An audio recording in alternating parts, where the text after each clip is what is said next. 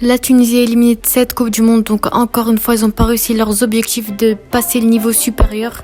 Donc ça y est, la qualification, on en a marre, c'est plus vraiment l'objectif qu'on veut. Nous, c'est vraiment passer les poules. Même pas forcément gagner la Coupe du Monde, c'est vraiment passer les poules. Donc voilà, donc avant que la vidéo commence, n'hésitez pas à vous abonner, liker et partager. Et sur ce, je vous dis bonne vidéo à tous. Donc la Tunisie, malheureusement, elle a quand même gagné 1-0 contre les champions du monde. Donc voilà, c'est vraiment une très belle performance. Mais là, on va parler du débrief et vraiment les choses qui n'allaient vraiment pas. Donc voilà, sans plus tarder, c'est parti. Donc on va d'abord parler de la composition de l'équipe de France qui m'a très surprise au début, avec d'ailleurs Steve Mandanda qui était déjà prévu comme joueur. En défense, on avait Kamavinga en latéral gauche, donc voilà, ça m'a vraiment surpris. Il a jamais joué à ce poste, sauf quand il était plus jeune, bien sûr. Mais vraiment, il avait perdu l'expérience de ce poste, ça m'a vraiment surpris. Et il était plutôt moyen à ce poste-là, franchement, j'étais un petit peu déçue. Mais bon, on sait que c'est pas son poste. D'ailleurs, on a vu le petit pont de Laïdouni incroyable, donc voilà. Konaté et Varane en défense centrale. Dizazi qui fait sa première sélection avec l'équipe de France, il a joué en latéral droit. Fofana et Tchouaméni en milieu défensif. Vertou en offensif. Coman ailier gauche, Guendouzi ailier droit, ça aussi ça m'a surpris. Et Colomouani qui joue ses premières minutes avec l'équipe de France en Coupe du Monde en buteur. Donc voilà, ça c'est une compo qui m'a assez surprise de Didier Deschamps. Donc il avait dit qu'il allait faire tourner l'effectif. Donc voilà, on l'a vu, ça, il a fait jouer seulement 2 cadres de l'équipe avec Tchouaméni et Varane. Tout le reste, ils étaient sur le banc, même s'ils sont rentrés sur le terrain à un moment vers la fin du match. Et on va maintenant parler de la composition tunisienne qui m'a d'ailleurs aussi surprise avec des joueurs qui n'ont jamais joué dans cette Coupe du Monde. Donc on part avec Dahmen dans les cages, bien entendu. Gandri, Meriah et Talbi en défense centrale à 3. Donc voilà, je m'attendais pas à ce que Gandri joue, même si, je m'attendais un petit peu. Mais bon, mais pas avec Meriah en même temps. Mahlou et Keshreddin en piston à gauche et à droite. Donc Mahlou il a été plutôt bon, même s'il avait beaucoup de centres ratés, beaucoup de ballons ratés. Mais sinon il a été pas mal. Keshreddin pour moi qui a vraiment fait un très bon match. Il a plutôt bien défendu, il a fait son job, donc voilà. Skiri et Laïdouni, donc bien sûr, comme d'habitude, ils ont bien assuré. Pour moi, ça reste le milieu phare de l'équipe tunisienne. Donc voilà, c'est vraiment le point fort de l'équipe tunisienne. Ces deux milieux sont toujours à fond, surtout Laïdouni qui était déterminé comme contre le Danemark. Et Skiri qui a très bien joué en récupérant de très belles balles. Slimane et Ben Romdan au milieu offensif, qui eux, malheureusement, ils étaient beaucoup moins bons. Même si Ben Romdan il était déjà meilleur. Et Kazri en pointe qui était vraiment très bon. Donc comme vous savez, l'équipe de France a été déjà qualifiée pour les huitièmes de finale. C'est pour ça qu'ils ont fait tourner leur effectif. Malgré une victoire des Tunisiens 1-0, ils restent éliminés. Donc on va voir ce match, qui ont été les meilleurs joueurs, les pires joueurs et la globalité du match en fait. Donc l'équipe de France a été déjà qualifiée. Donc ils ont joué là, ce match, ils ont joué pour l'honneur, peut-être pour faire plaisir aux supporters ou bien pour faire jouer les joueurs qui n'auront pas forcément le temps de jouer dans les prochains matchs. Donc comme en 2018 contre le Danemark, Didier Deschamps, il a fait jouer des joueurs plutôt moyens, entre guillemets une équipe B, pour garder ses joueurs parce que les huitièmes de finale, ils approchent vraiment, ils jouent le week-end prochain. Donc c'est pour ça qu'il a gardé ses meilleurs joueurs. Et elle, la Tunisie, elle était beaucoup plus déterminée, un gros concurrent pour l'équipe de France et ils ont fait jouer tous leurs meilleurs joueurs. Donc on rappelle le concept de ce scénario. Donc normalement, la Tunisie devait gagner ce match, bien entendu, obligatoirement pour se qualifier. Et il fallait que l'Australie et le Danemark fassent un match nul, mais malheureusement, quand la Tunisie elle a marqué, peu de temps après, l'Australie elle a réussi à marquer elle aussi. Donc cette équipe elle nous a vraiment surprise. Vraiment, je le dis, ça reste une équipe vraiment nulle. Vraiment, faut le dire, nulle. Mais bon, ils nous ont vraiment surpris. Ils ont gagné contre la Tunisie, même s'ils ont fait une très grosse défaite contre l'équipe de France au premier match. Et ils ont gagné contre le Danemark. Donc vraiment, j'étais déçue de l'équipe du Danemark, qui vraiment, ils ont été très mauvais dans cette Coupe du Monde, je le dis, avec 2 défaites et un match nul contre la Tunisie. Donc voilà, en plus l'Australie ça reste pas une très grosse équipe, Il y a peut-être 1 ou 2 joueurs qui jouent en Europe, tout le reste ils jouent dans le championnat australien ou dans des trucs amateurs dans le monde entier, mais sinon ils restent vraiment pas ouf. Ils nous ont juste surpris de temps en temps, peut-être une défense pas vraiment concentrée, etc. Mais bon, quand même je leur dis un grand bravo à eux, faut pas rager. Donc voilà, bon courage à eux pour les huitièmes de finale. Donc au moment où ils ont marqué l'équipe tunisienne, ils étaient qualifiés en huitième carrément parce qu'il y avait match nul entre le Danemark et l'Australie. Ils étaient vraiment bons jusqu'à la fin du match. Même si l'équipe de France elle a réussi à marquer à la fin du match, mais ils ont signalé ce but comme hors-jeu. Tout comme le premier but de la Tunisie à la 6e minute, où Kazri a fait un centre sur un coup franc, Gandri l'a repris, mais il y avait un hors-jeu, un très gros hors-jeu de Gandri. Mais bon, ça, c'est ce qui a lancé l'équipe tunisienne, qui a chauffé les supporters tunisiens. Ils ont été très bons tout ce match, la Tunisie. Donc voilà, il n'y a vraiment rien à dire. L'équipe de France, elle dormait dans la première mi-temps. même s'ils ont réussi à se réveiller au début de la deuxième mi-temps. Donc voilà, mais franchement, j'ai vraiment pas été déçue de l'équipe tunisienne. Moi, mon gros objectif, c'était qu'ils se prennent pas une honte comme contre l'Australie. Donc là, ils ont vraiment très très bien joué, donc il y a vraiment rien à dire. Nos deux milieux, ils étaient incroyables. Talbi, Mariah et Gandri, ils étaient plutôt bons, même s'ils n'étaient pas incroyables non plus. Dahmen, qui avait pas beaucoup de boulot à faire, il a fait une ou deux parades, sinon tout le reste, il était tranquille. Nos pistons, Keshreda et Mahloul. Bon, Mahloul, j'étais un petit peu déçue, même s'il a bien joué quand même. Et Keshreda, j'étais vraiment très contente parce qu'il a vraiment bien géré son côté, surtout géré les gros joueurs comme Mbappé ou Coman. Donc voilà, ça a vraiment été une bonne équipe tunisienne, on les a vraiment reconnus comme on les a vus contre le Danemark, donc voilà. Et on a eu Kamavinga en latéral gauche, là il s'est pris vraiment une raclée, même si de temps en temps il a fait de bonnes actions, il a récupéré des bons ballons. Mais aussi on a Guendouzi et Vertou qui étaient très très mauvais, ils étaient incapables d'assurer leur milieu. Donc on peut dire que c'est vraiment un exploit inutile entre guillemets de la Tunisie. Il n'y a que au début du match Coman il a fait une bonne action, mais bon après il n'y avait rien du tout pour l'équipe de France. Et heureusement qu'on avait un très bon Khazri ce soir qui avait sa première titularisation en Coupe du Monde avec la Tunisie. Donc voilà, dans les deux premiers matchs, il ne faisait pas forcément confiance le coach tunisien.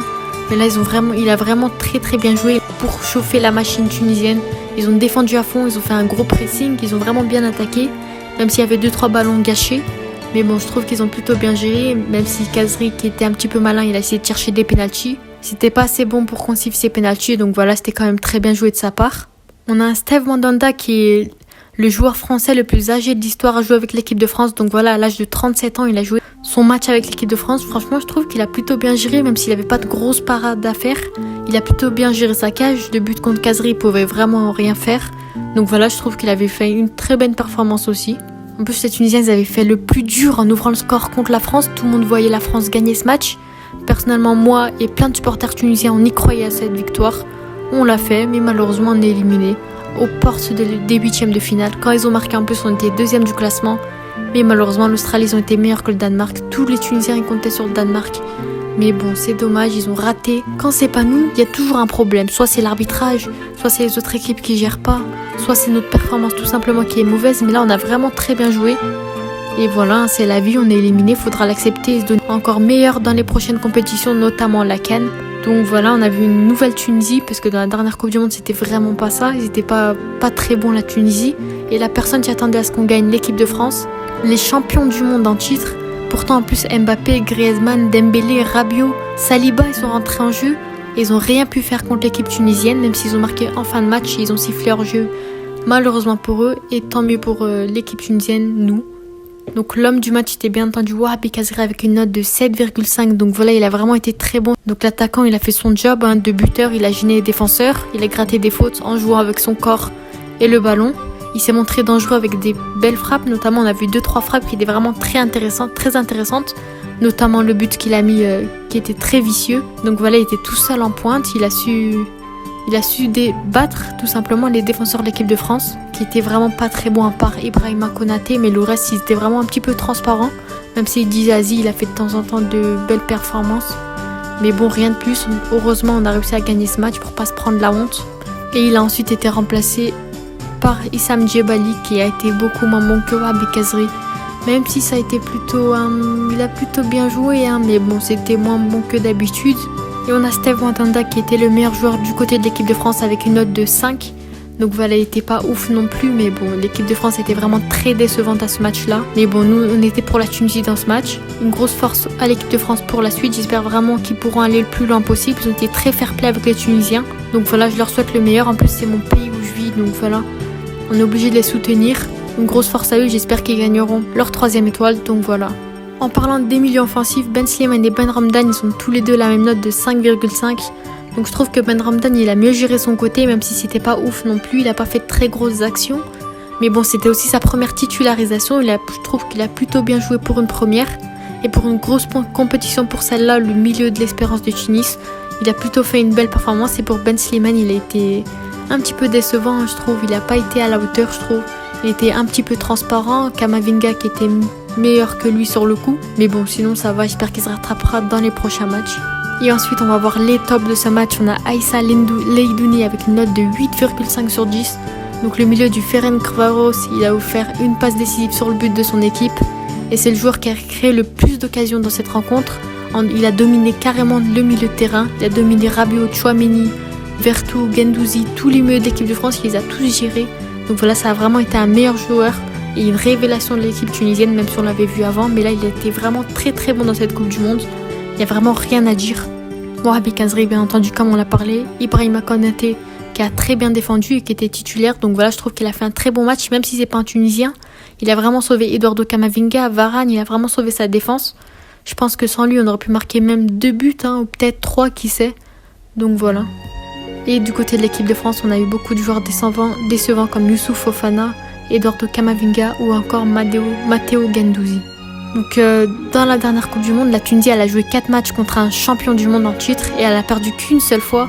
Donc en 1973, elle a perdu 4-1 contre le Brésil malheureusement. Mais ensuite en 1978, elle a fait match nul contre l'Allemagne qui était champion du monde en titre. 1993, match nul encore contre l'Allemagne 1-1. Et là aujourd'hui, 1-0 contre l'équipe de France. Donc vraiment, c'est vraiment une grosse fierté. Même si on n'est pas qualifié, on a quand même un palmarès. On a fait une très belle chose dans cette Coupe du Monde. Ils ont réussi à rendre fiers les supporters. Donc voilà, j'espère que on est tous déçus d'un côté quand même. Mais heureusement, on a gagné l'équipe de France. Et voilà. Donc bien sûr, on a fini 3e du groupe avec 4 points. Donc une défaite, un match nul et une victoire. Donc c'est mieux que la dernière Coupe du Monde déjà, où on a fini avec 2 défaites et une victoire. Donc voilà, j'espère qu'on fera mieux la prochaine Coupe du Monde. J'espère que leur objectif sera les 8e de finale. Donc voilà, on a échoué contre l'Australie qui ont été bons. Donc c'est assez triste, mais bon, faut l'accepter, c'est passé. J'espère qu'ils feront mieux, ils vont juste apprendre de leurs erreurs et faire mieux la prochaine fois. Et Wahbi Khazri s'est devenu le meilleur buteur de l'histoire de la Tunisie en Coupe du Monde avec 3 buts et 2 passes décisives. Donc il est vraiment incroyable ce joueur. Même s'il n'est pas très bon en club, il est très bon avec l'équipe nationale de la Tunisie. J'espère que Jalel Kadri il aura plus confiance en lui. Donc voilà, vraiment c'est un joueur qu'il faut retenir avec Aïssa Leidouni, Elias Kiri, Keshrida, Talbi, plein d'autres joueurs. Donc voilà, l'équipe tunisienne elle a vraiment une équipe prometteuse et c'est vraiment une équipe à ne pas sous-estimer. Bien entendu, on souhaite un bon courage à nos équipes africaines pour cette Coupe du Monde, à l'équipe nationale de l'équipe de France aussi. Et on a bientôt le Ghana et le Cameroun qui joueront pour leur qualification. Donc voilà, c'est la fin de cette vidéo, j'espère qu'elle vous aura plu. N'hésitez pas à vous abonner, liker et partager. Il y a bientôt un gros projet sur l'équipe nationale de la Tunisie. Donc pour pas manquer ça, activez la cloche des notifications. C'était Minou. Ciao.